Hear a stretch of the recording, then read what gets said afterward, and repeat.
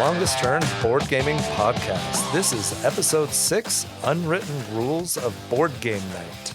My name is Tyler. Hello, this is Kevin. This is Tyson. All right, so we're just going to go round robin style talking about some of the unwritten rules of board game night. A lot of times when you go play board games, you say or do something that just doesn't quite jive. Sometimes you make a faux pas and you get that look. Well, that's what this episode is about, right? We're trying to figure out exactly what are some of those unwritten rules for us. I don't think we've ever had a conversation like this explicitly. We've just kind of started jiving and knowing what each other like mostly, but I think there are sometimes still that we do stuff that may be some of our unwritten rules. So I'm excited to kind of talk about some things that we may or may not know about each other. I mean, I know that I've violated some of my rules before, and now I realize that they're unwritten rules of game night. I've done the same. I try not to. Yep. For sure. I'm more aware of it than I was when I first started board gaming, because some of these drive me absolutely insane, as we'll talk about, right? So why don't I go ahead and get started? So this one I think is probably on everybody's list, and anybody who remotely likes games or is a board gamer, it's on their list too. So, and that is no food or snacks that leave a residue on your fingers. Yeah. So, don't come to my game night with Cheetos. That's the biggest offender. Wings. Yeah. not that that's ever happened or ever will happen, but don't come to my game night with that kind of stuff. Go ahead and right? get back in your car and leave. Yeah. You're not welcome. Yeah. Come with the rack of ribs. You're not welcome either. That kind of thing. So just be careful with the type of snacks that you're going to bring. When I host a game night, it's usually M&Ms. It's chocolate covered almonds. It's something that is board game appropriate, in my opinion. I mean, right? Even cookies are greasy.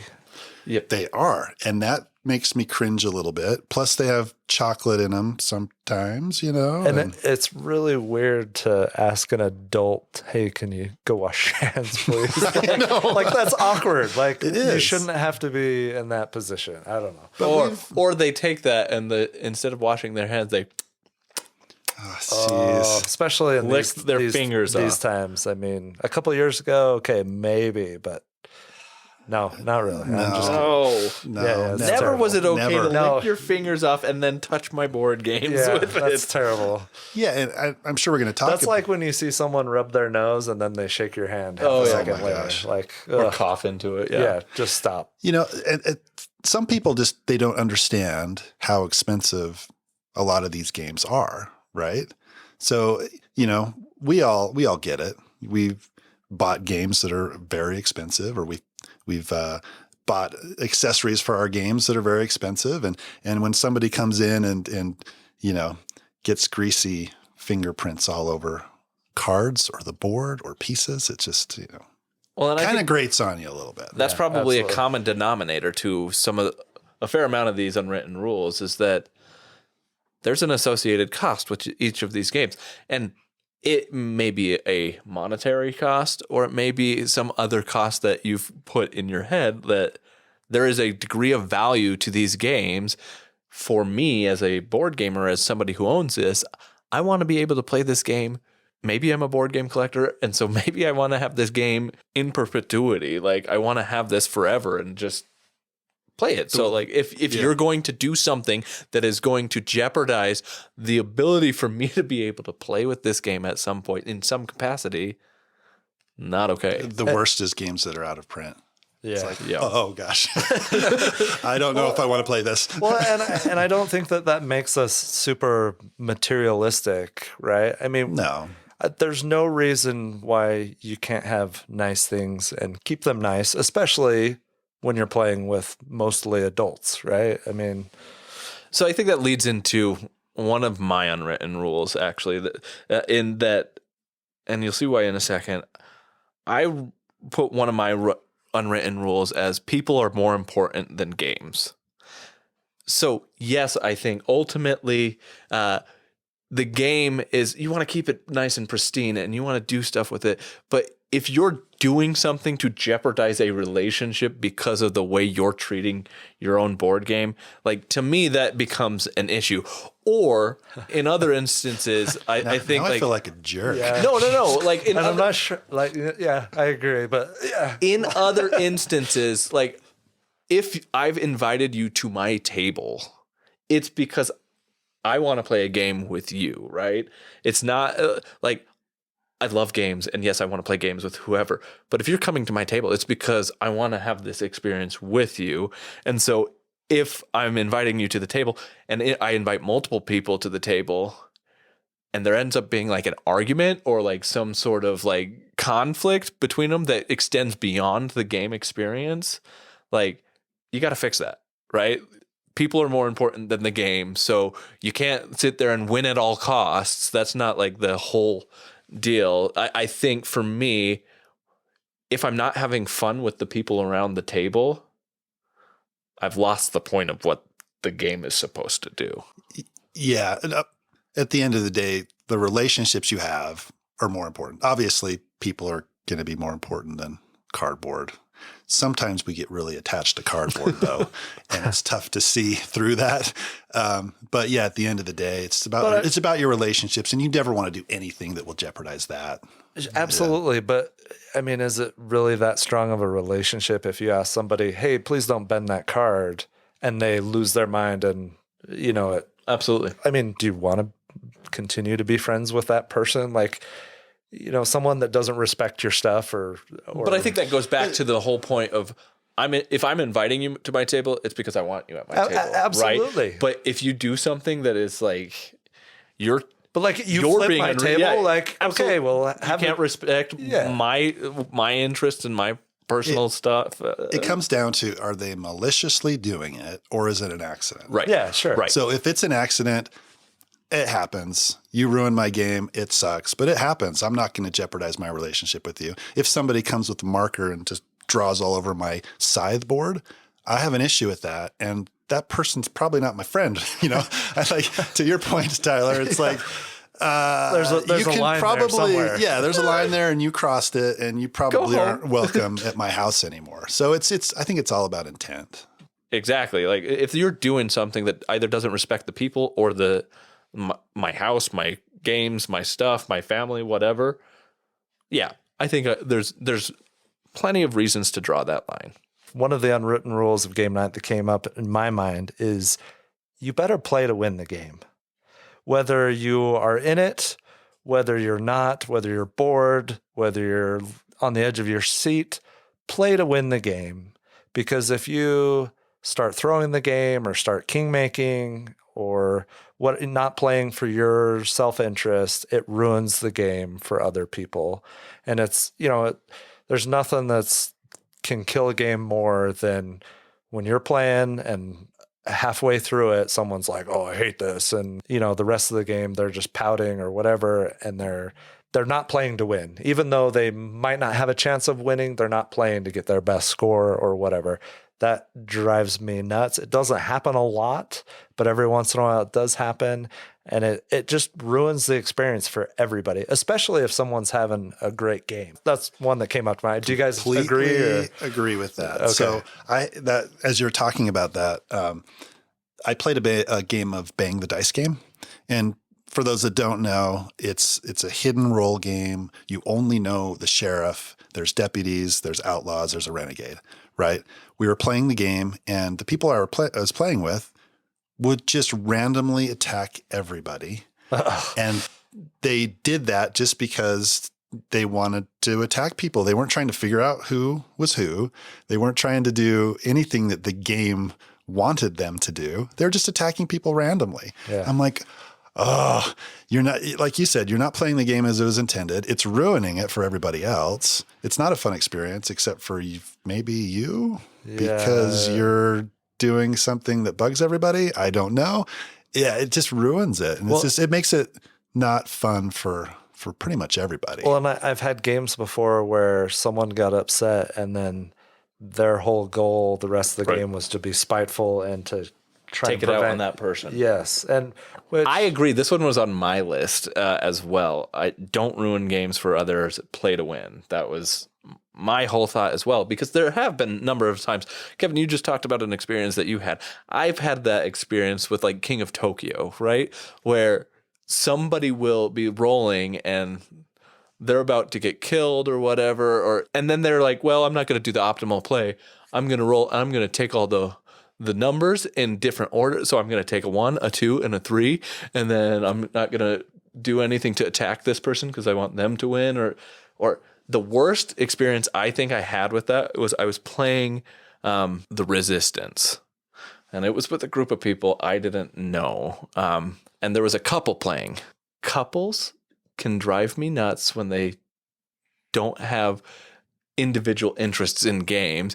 And in this game particularly, I was the bad guy, and I was the spy, and they were trying to figure it out. And this was a huge game of like 10 people, and so I had basically eliminated everybody but this couple because they would refuse to vote for one another, and they would refuse to do anything. And I was just like, that's not even the point of the game. Like, there's no basis for you to trust one another. And even though they were right. Like, you can't be mean to your wife. Keep or your relationship or your spouse or whoever. Keep your relationships out of gaming, right? There's one exception for me.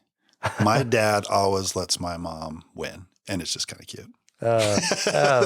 And there, it's a little bit different. Or he does things that, he just doesn't want to be overly mean to her. I don't play a lot of games with both of them. But, I don't get too upset about that. Yeah, that's cool. In general, though, I totally agree. Next one on my list is listen to the rules explanation.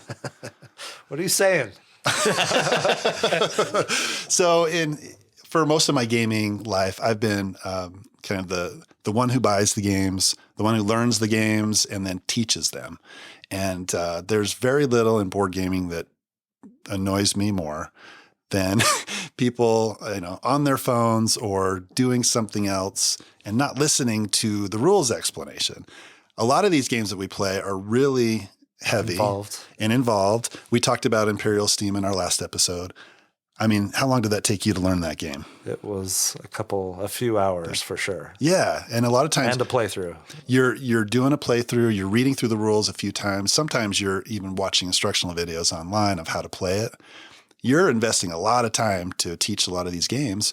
And then you get to the table and they're not listening. It's like, no, listen. And then what even drives me more crazy is later on in the game, somebody gets mad because they play a rule wrong that you had explained earlier and they just missed it. Or, you didn't teach me that. Yeah, you didn't teach me that rule. Confrontational, and it's like, whoa. But it's awesome in those moments when someone else pipes up. Defend. Like, yeah, actually, he did. In our group, I've noticed that we've done that really well for each other because we understand that investment of time of the rules and say, no, that was taught. But even if it wasn't taught and you mess up a little rule, don't get mad at that. Right? Particularly if you're not listening to the rules. Sometimes it's a 20-page rule book. And if you do something wrong or you teach something wrong, it's fine. Get over it. Yeah. We'll do it right the next time. Don't get mad, I'd be lying if I said that I 100% listened to every rule teach completely. I agree. There are times where, the other night when by the time we got to Iberian Gauge, I listened, but the strategy, it just wasn't linking in my brain. And I listened, but my brain was done at that point. So, I've had that experience as well. What I tend to do for myself when that happens is, unless if it's past the time to ask questions about the game, I'll be like, okay, I'm just going to suffer through this. This is my own fault. I didn't listen carefully enough. I'll figure this out. Well, and that's why I just copied what Kevin was doing. And then we ended up with the same score at the end of the game. But if you're allowed to ask rules, that's fine. You're always allowed to ask questions. If you ask questions, if it's not past that time to ask questions, because for me, I think there is a time to ask questions in rules, right? Yeah. Like the time to ask a question is not necessarily right after he says or she says, and then we'll have this part of the board where you'll be able to do this type of a thing. And then they say, somebody immediately pipes up and goes, wait, so can you do this over there? Like, I haven't explained that part of the board yet. Like, let me. and it might be a part that there. I'm coming back to in a minute when it makes sense to come back to it. Which is, I've found that when I'm teaching a game, I have to, especially with certain people, like in family or like in like other game groups, I've found that I have to say, I'm not explaining this part yet for a specific reason. I will get back to it. It will make more sense if first I explain this part of the game. So like I have to go through that. So for me, it's wait till the appropriate time to ask a question. But that's all part of, are you listening to the rules correctly? That also goes into another rule that I thought of. If someone's teaching a game and you know the game really well too, don't interject. And I've done this before. I know I've done it to Kevin before. I've done it. I did it 2 nights ago.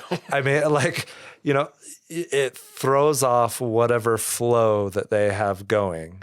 If you have something that you keep, that you notice that they missed, come back to it when it makes sense or when they're done teaching. When you interject, sometimes you can do it smoothly at times, I think, without throwing the person off. But a lot of times when you interject and say, oh, yeah, well, actually this, and no, that's not the direction I was going. I'm going this path, and For then a I'll come specific back. reason. Yeah, and Yes. then I'll come back to. I've been guilty of that for sure. I think we all have. Yeah. Because we also understand pitfalls in games that occur. And so you want to ensure, I've made this mistake before. I want other people to realize don't make this mistake in this game. So it's easy to make that. But I have that down as well. If you're not the teacher, don't teach.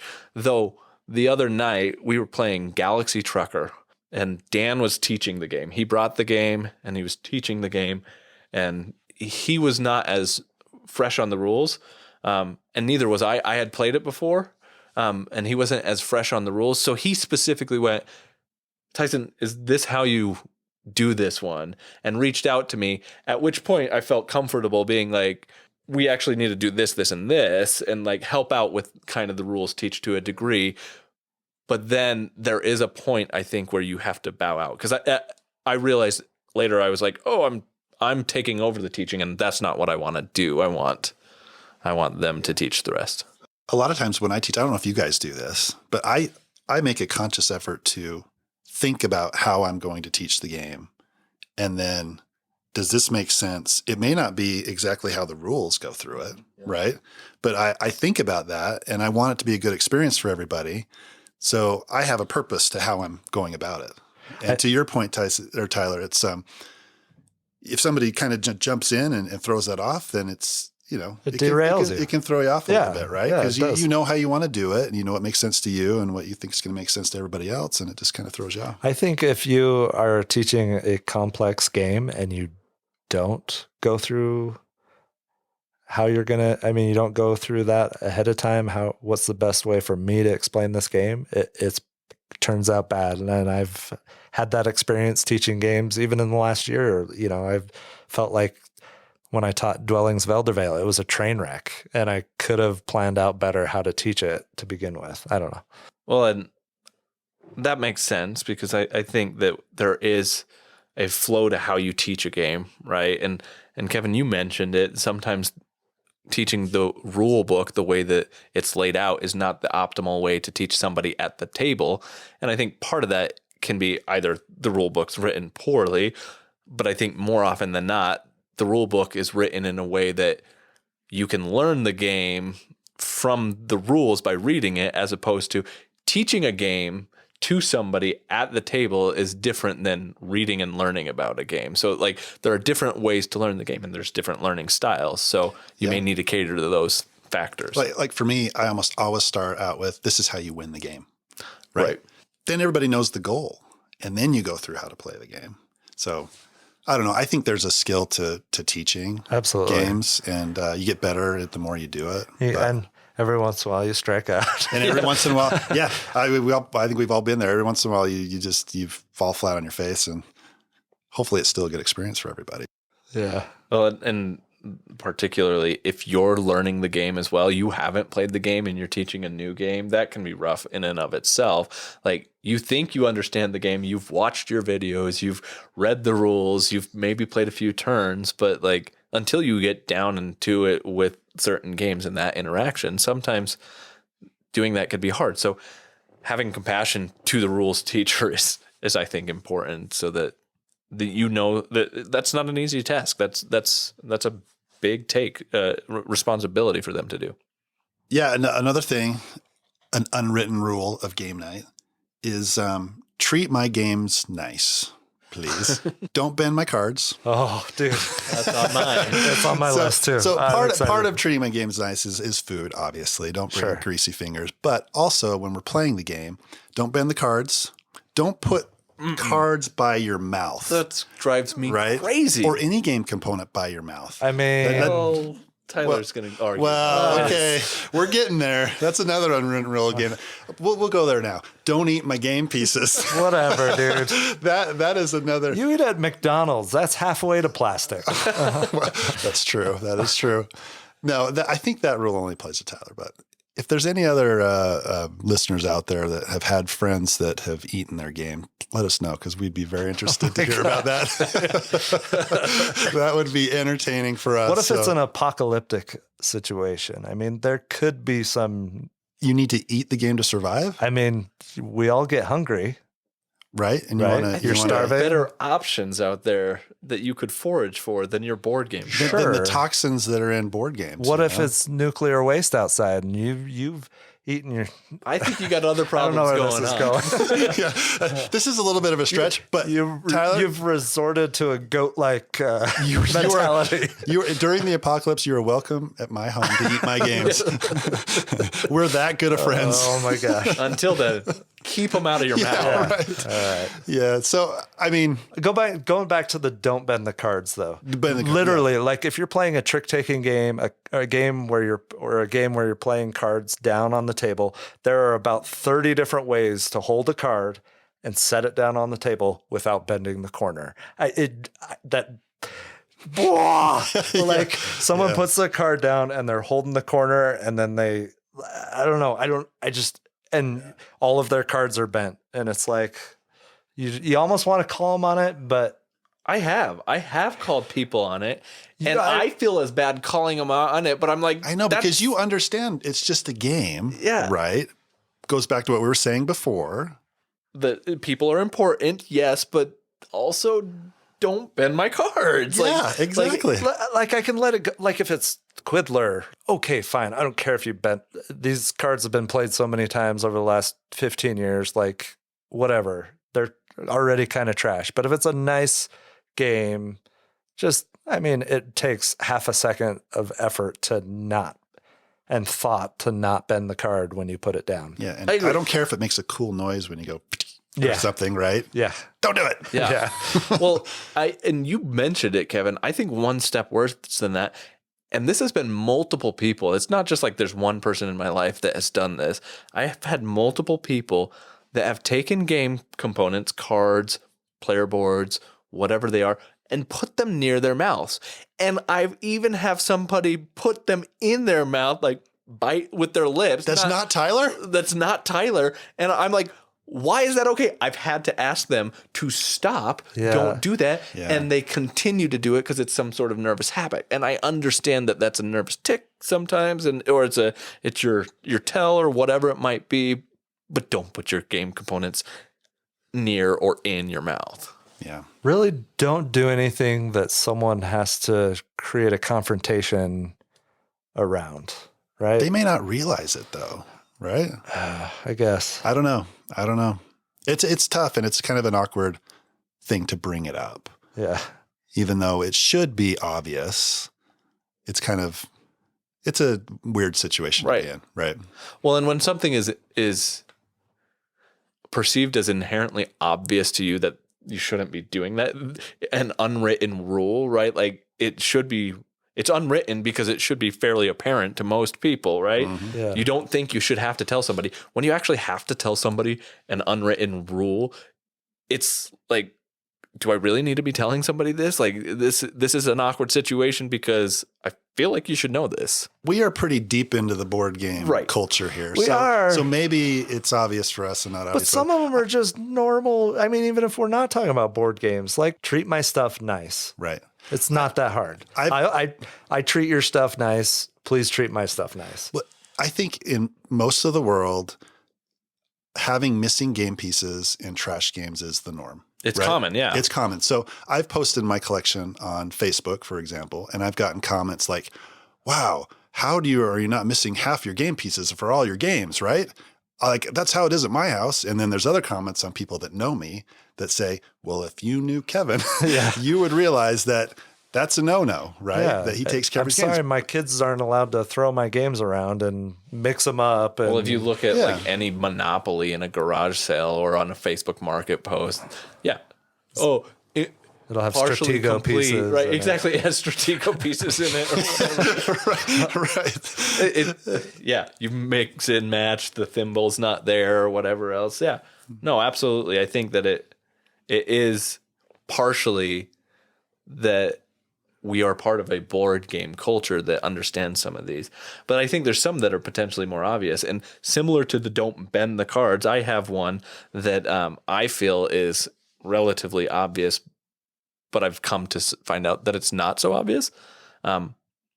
Shuffling cards, right? There are certain ways to shuffle board game cards. This is not a poker deck that you're going to get a brand new poker deck for every single game you play. This is a board game. And in a board game, don't bridge shuffle my cards. Don't bend them by bridge shuffling my cards. Side shuffle is preferred, but not everybody can side shuffle. No. So I do the side shuffle, right? And people look at me like, I can't do that. how do you do that? How am I supposed to shuffle your cards?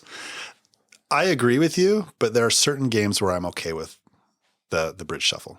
And it's mainly like less expensive card games. Party games. No Thanks is one. We're playing the Crew Deep Sea Mission. I was bridge shuffling. I'm okay with that, right? I agree.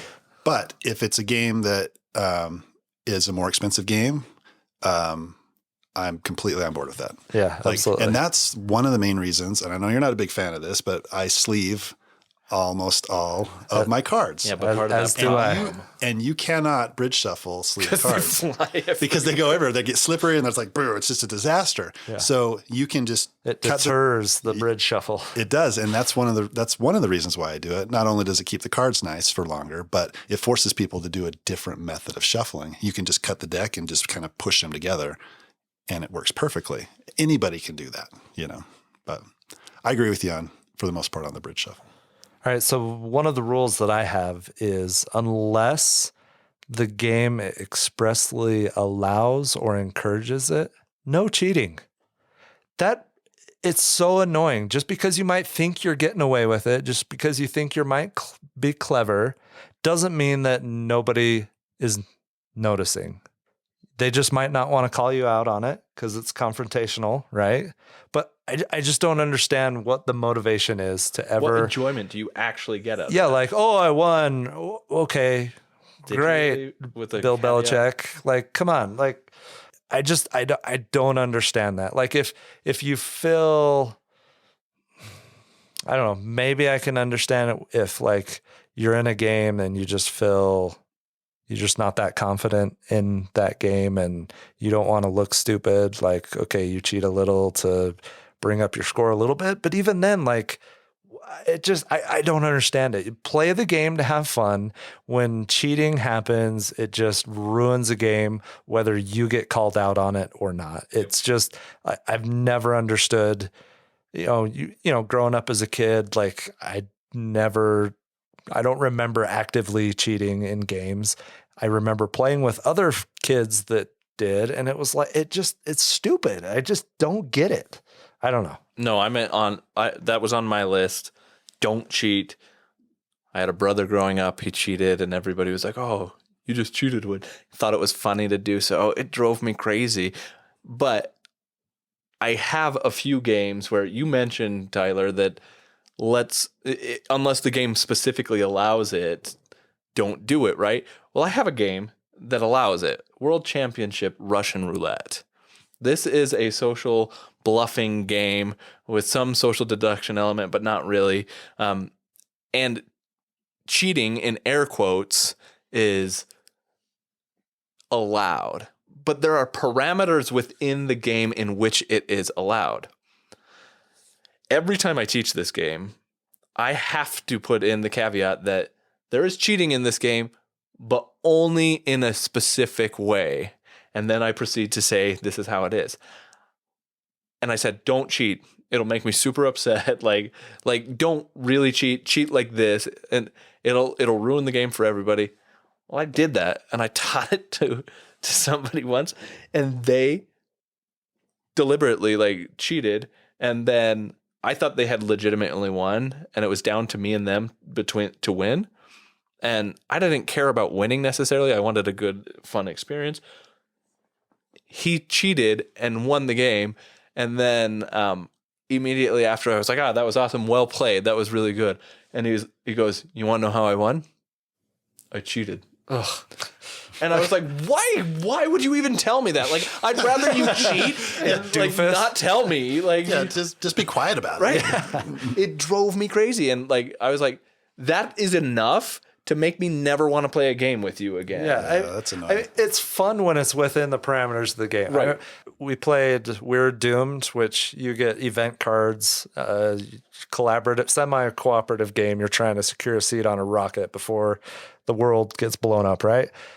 I had a card one time that it was cheat until someone calls you on it.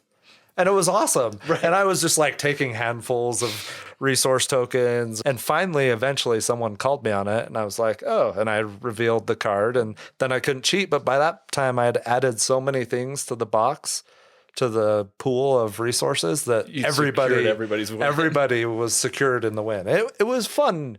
It's fun when it's within the rules of the game. Yeah.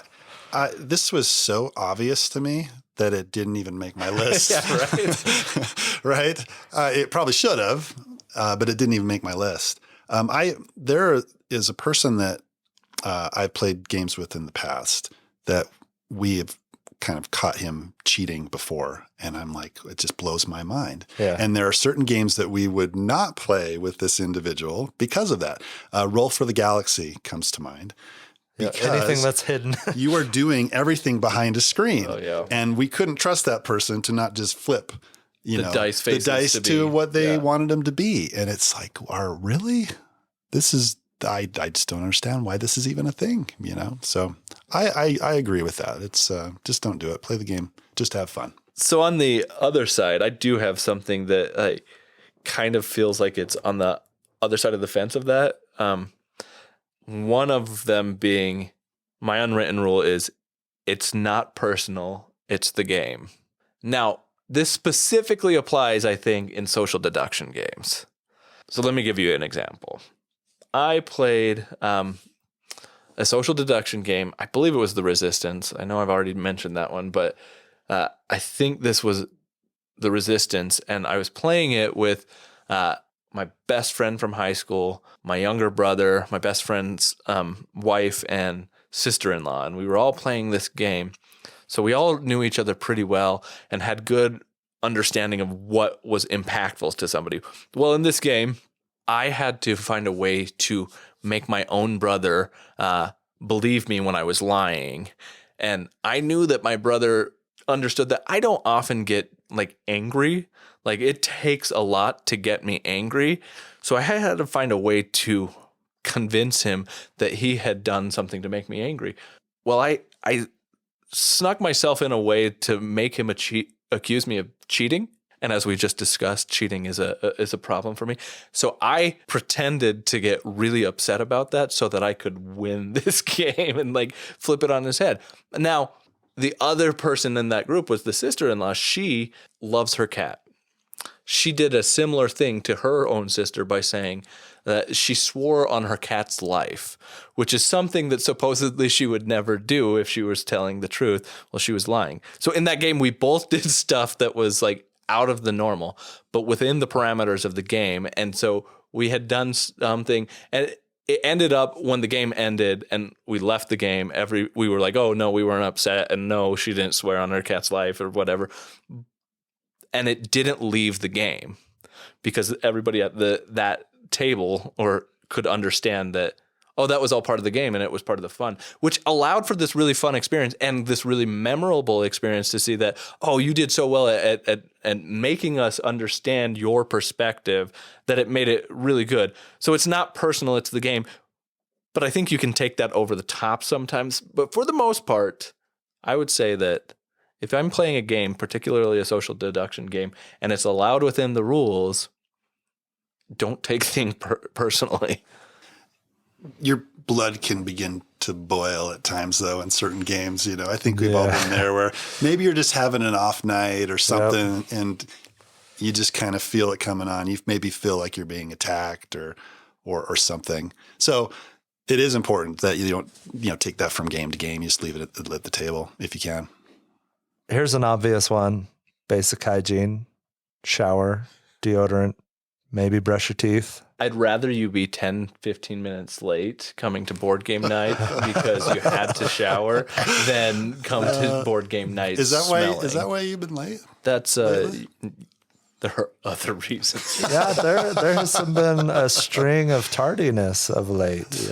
Yeah. So funny story going along with hygiene. So I decided to take my daughter to the game shop sometime last year, and it happened to be Friday night. And I don't know if you guys, nights. Yeah, there you go. Friday night magic. So we walk into the local game shop, and immediately opening the door, it's almost like you were knocked over by the smell. I could not believe it. It was so bad. And my daughter noticed it right away. It was almost to the point where you had to plug your nose. And we went in there, got the game we were looking for, and went out pretty quick. But it just blows me away that and it's kind of a thing among some board game gamers. It just there's not quite self-aware enough to know that that could be a little bit off-putting. I've had that experience multiple times at different shops. I've come to the conclusion that one of the best reasons to make a hybrid store with food and board games, like a coffee shop, board game shop, is to counteract that smell at times. That is interesting. I used to run a game group at a coffee shop in Salt Lake, and I never had that problem. Even though there were some members that came that were a little stinky, the coffee smell was much better than the BO smell. Okay. So, I mean, even on Saturday night when I had a big game night, we had 11 or 12 people come. There was no egregious violations of this, but we're all down in my basement on a couple different tables. And after a while, it gets a little pungent down here, even with, no big violations of this. Well, and it was warm, right? Like it was particular. I noticed how warm it was down here. And I noticed one of the vents was open down here, and usually we don't have them open down here. And so I was like, oh, it's warm. But I didn't it didn't get to Kevin's Friday Night Magic the Gathering night example of smell. It didn't. But I went upstairs to grab some water, and I came back down, opened up the door to come back down the stairs, and I was like, "Whoa, okay, that's a little ripe down here, pungent, stings the nostrils." My next one, it's already been briefly mentioned, and that's if at all possible, show up on time, right? A lot of times we have, at least for our game nights, we have everything set up, ready to go. We may have a game on the top. We may have a game in the vault. We know what we're going to play for that night. If there's 5 people playing the game and 4 of them show up and the other one's like a half hour late, it kind of throws a wrench in those plans that you have for the night. And I completely understand that sometimes life just gets in the way. Yeah. Maybe you get caught up at work, and there's really nothing you can do about it. But if at all possible, try to be there when you say you're going to be there. This is a big deal to me. it's less of a deal to people I live with. so yeah. it's hard sometimes to do that. What I've found is if I'm going to be late and I know I'm going to be late, first send a text message like Absolutely. beforehand. Like Rule let number them one know in all you're going to be ways late. of life. Right. If you're going to be late, send a message. Right. Yep. Let Not people just know. at board game night. You notify the people that you're going to be late because it's a Absolutely. lot better to know that they're going to be late and how late you're going to be, right? My other rule has become attempt to learn the game before game night if I don't already know. That way I can say, get started on rules because I've already learned the rules. I'll just come in as I can. And that helps. But ultimately, I don't think it mitigates entirely the whole. Yeah, Yeah. that happened the other night with Imperial Steam. You said, hey, I'm going to be late. I've already, I feel like I've got a good base on the rules. Go ahead and get started without me. And, it worked out great. So notifying if you're going to be late is great. I mean, that's at a minimum, that's what you should do for sure. But again, life gets in the way. Not that big of a deal. As far as unwritten rules, it's pretty low on the list. But Yeah. but it's it just is something that it is can be a minor annoyance. Well, But if it's repeated Right. and it's every time. and not notified every time, then okay. I mean, how do I know if you're even still showing up? Right? I don't know. Yep. So we've kind of touched on this one, but I wanted to kind of highlight this part specifically. One of my unwritten rules is finish the game. If you start a game, you finish the game.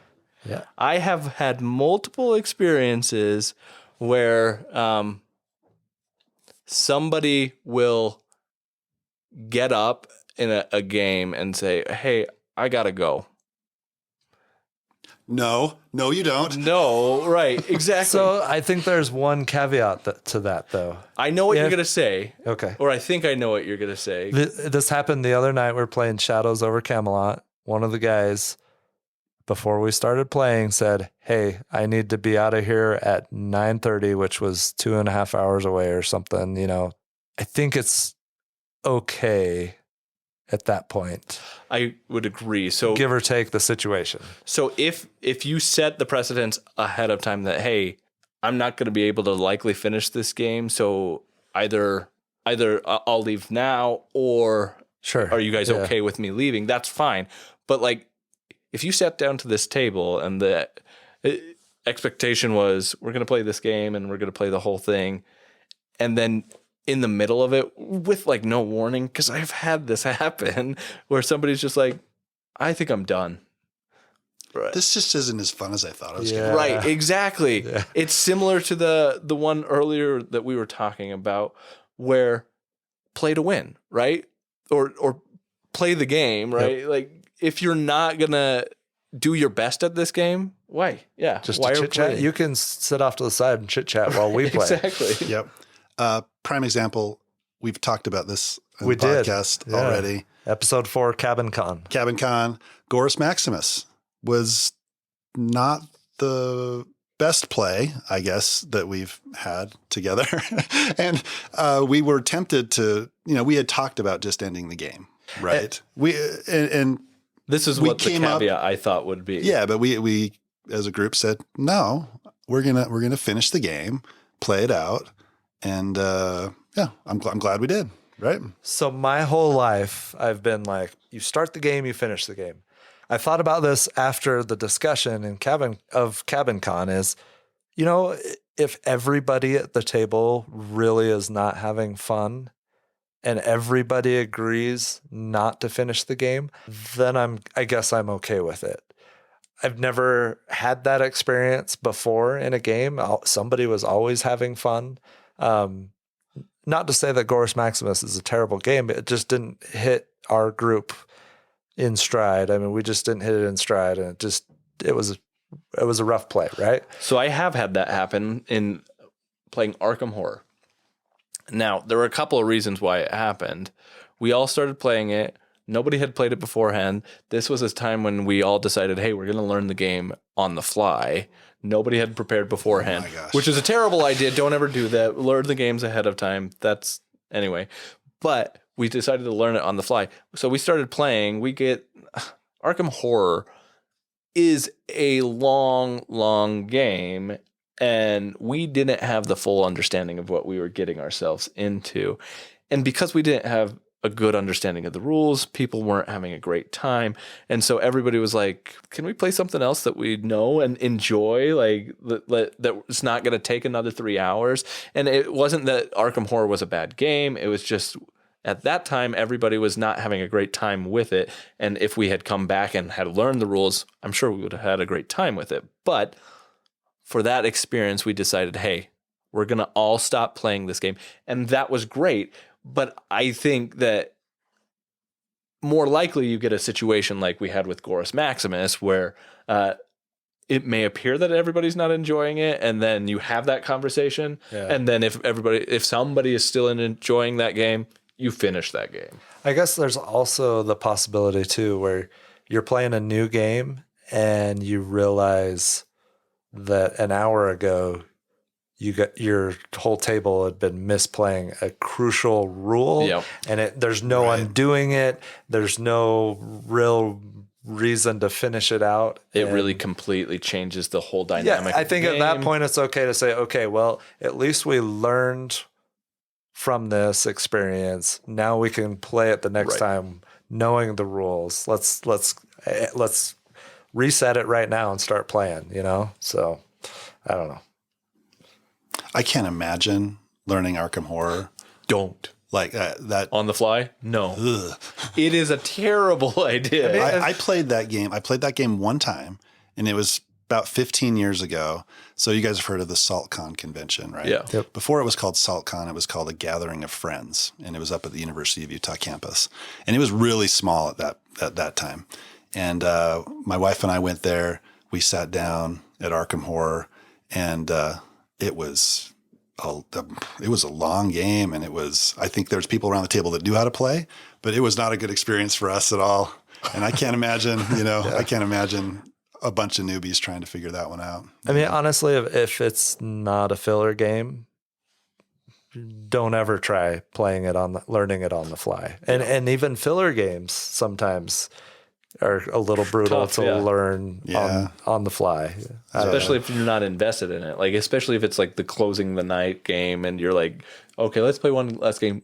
How about we learn this? You're kind of exhausted. It's like, if you're not heart's not into learning a game, it can be a little rough. That night you taught Russian roulette, I was so tired. And we started playing at like midnight. Yeah, I was so done. I had fun playing it, but it took me a round or two of playing before I really understood what was going on. Except for somebody, one of our friends was enthusiastic about playing the game, and I was like, Logan asked me every big game night like that, like, hey, are we going to play Russian roulette? Have I played that one? No. I don't think I have, right? Because it has a lot of great stuff, but like I said earlier, it has the potential to cheat, so don't cheat, Kevin. But it fits right in there. I'm out. I can't promise that. It fits right in there with Spicy, with Skull, with Cockroach Poker. Yep. I mean, very similar weight and experience. And cool. Good time. Yep. But we're not reviewing games in this episode. We're talking about rules. Boy, we get derailed. Because we're uptight. We are. I mean, we kind of sound uptight after all these rules, don't we? A little bit? Yeah, we kind of sound like board game snobs. I mean, I'm okay with yeah, that. to a certain extent, we kind of are. Do you guys loan out your games ever? Yeah, I just brought one over tonight, actually. But to a fellow gamer. Right. Exactly. Right. I loaned out Carcassonne like 10 years ago. That's about it. See, and that's the thing is, so I've loaned games out a number of times. I've loaned games out to people who don't return the games. Well, that's an unwritten rule of board games. For return the game. And I'm at a point where I want to play that game again, and I need to go. It's not me, is it? It's not you. Okay. It's nobody at this table. It's you. It's definitely Tyler. I'm like, I've never even. But so I've loaned games out.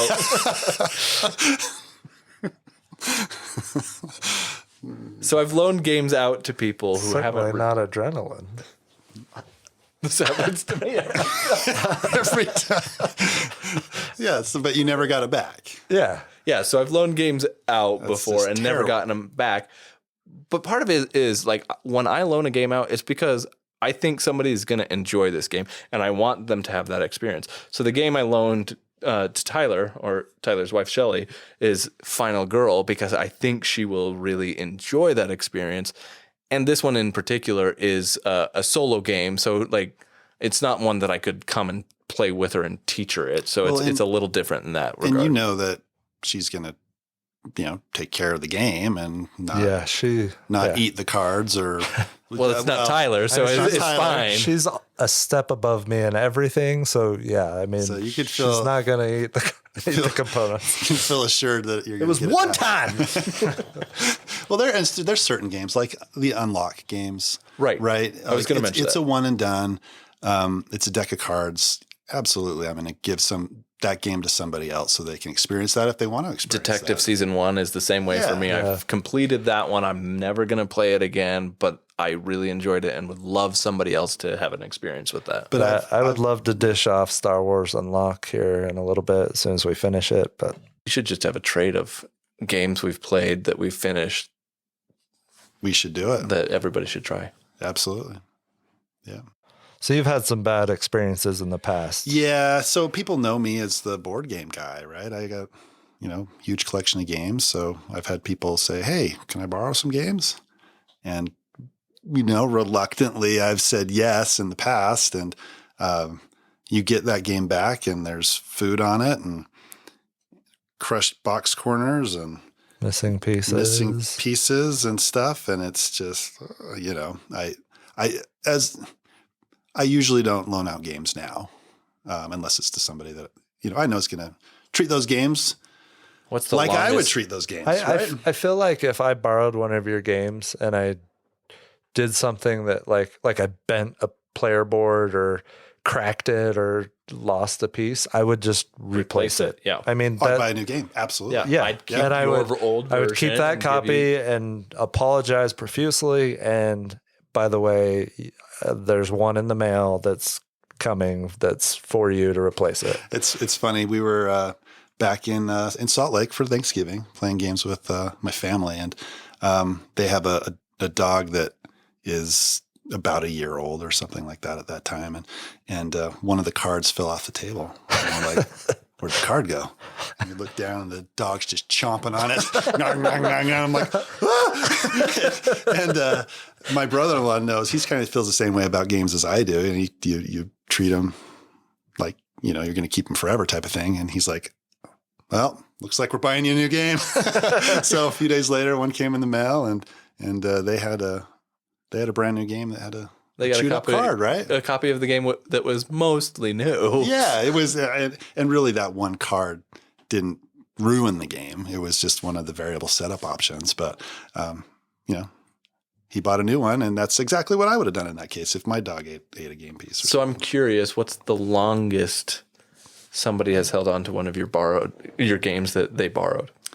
I had to start following up after probably 4 or 5 months. Yeah, I've Something had like that. that. I'm at 2 years. 2 years. What game 2 is it? years. You win. Arkham Horror, the card game.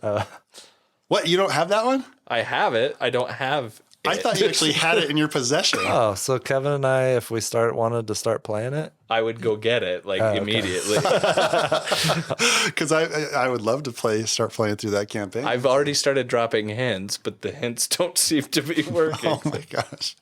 Well, you win.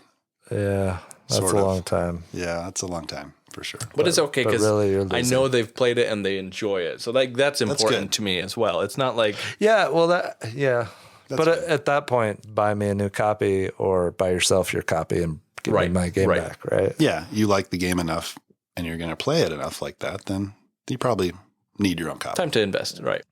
So I think the last one that I'll mention that I think is pretty obvious if you play games a lot is don't use your phone. Don't be on your phone if you're playing a board game. Now, there are some exceptions to this rule occasionally. Obviously, if your wife is pregnant, if there is some emergency situation, if there's whatever going on, like I'm not saying don't have your phone in sight, but don't be in your phone and then somebody's like, hey, it's your turn, right? Like that drives me crazy. I also think that there's exceptions in the fact that we're seeing more and more board games now with apps implemented into them. So obviously you have to use your devices for that. But that's an exception. That's a different, that's a different situation altogether. But yeah, if somebody has to remind you that it's your turn because you're on your phone, that drives me crazy. Yeah, I agree. I usually don't even get text messages or anything until the end of game night. Mm-hmm. And my wife kind of realizes that at this point. So I probably should be looking at my phone a little bit more, but I check it periodically, but I try to not be on my phone. I know this is one that I'm sure I've crossed a couple times. It happens. I don't think I agree though. I mean, it's more of the repeated thing. So like if it's happening a lot, that's a problem. Like if you're disinterested or not invested in the game experience because you're doing something on your phone, particularly if you're just like browsing a social media platform or stuff like that, that's really what drives me crazy. If you get a text from your wife, by all means, respond to your wife. Like, absolutely. Like for me, that's I would do the same thing, and I have done that. Like she'll text me and be like, "Hey, where's the what such and such?" Right? Like looking for something, and of course I'm going to respond to that. But it's not going to necessarily detract me from the game experience at large. Yeah, quit playing Angry Birds and play the game. Dang it! Yeah, what are you doing? Yeah.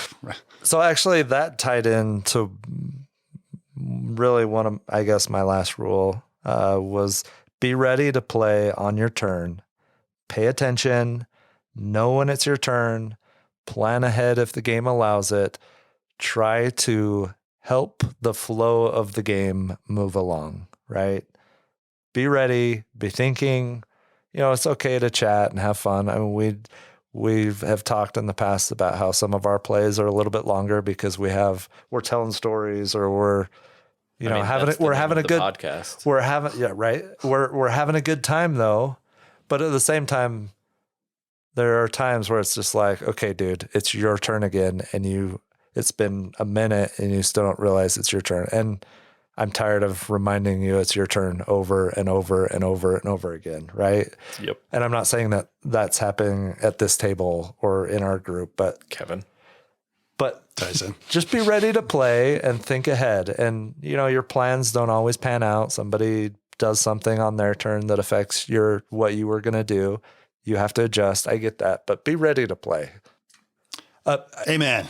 Amen. Yeah. You guys agree with that one? I concur. Okay. I concur. I have one more small one. Just have fun. Board games are fun. That's a dumb rule. You're a dumb rule. Yeah, I mean, we've talked about, we do sound like board game snobs, but at the end of the day, avoid quarterbacking. Oh, another one. Yeah. Oh, I thought we were at fun. Now I thought we were gonna be fun. Avoid quarterbacking. And above all, have fun. Yes.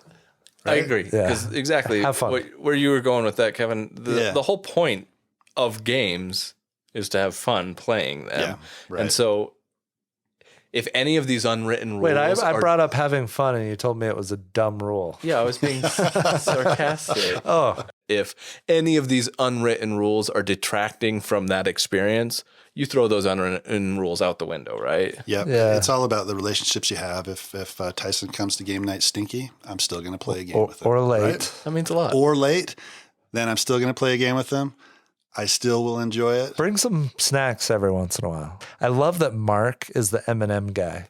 He brings awesome. at minimum 3 different types, family size M&Ms. bags of M&Ms to every and game. now it's his thing. It's great. It's awesome. I think part of that, though, is contribute, right? Contribute to the game night in some fashion. If that's teaching the game and that's the way you're going to contribute, that's great. If that's hosting and having the table for people to play, that's great. If it's bringing snacks so people can get together and enjoy better, that's great. Contribute to game night in a way that makes the experience better.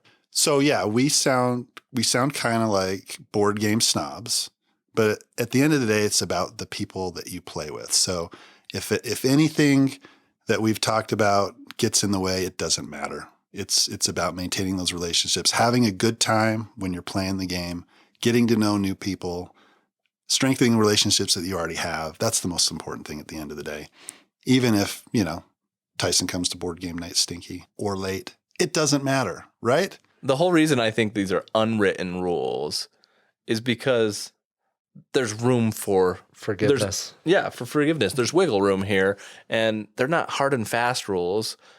They're just the things that in most situation may be preferential, but also if they interrupt with how you're having fun, you throw them out. So take these with a grain of salt, I guess is what we're saying. Yeah. Well, I think that wraps up this episode. This has been a different style episode, and we've enjoyed talking about our unwritten rules. We'll get back to talking about more specific games in our next episode.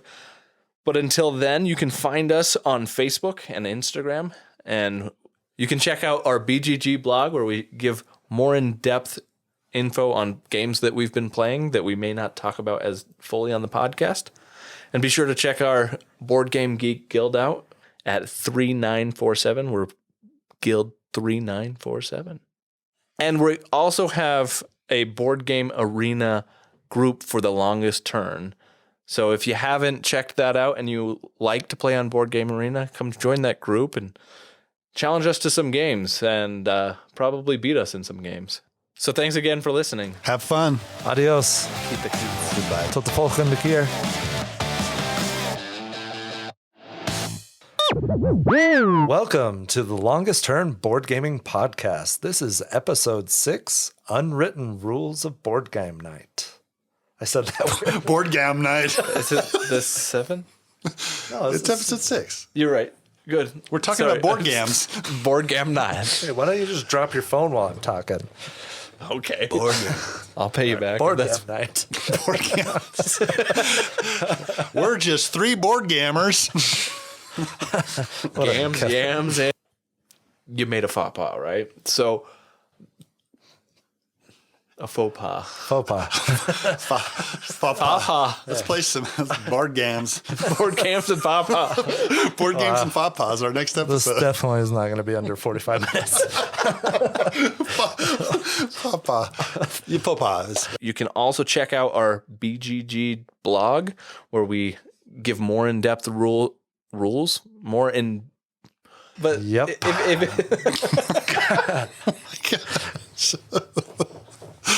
All right, this concludes our broadcast day. Click.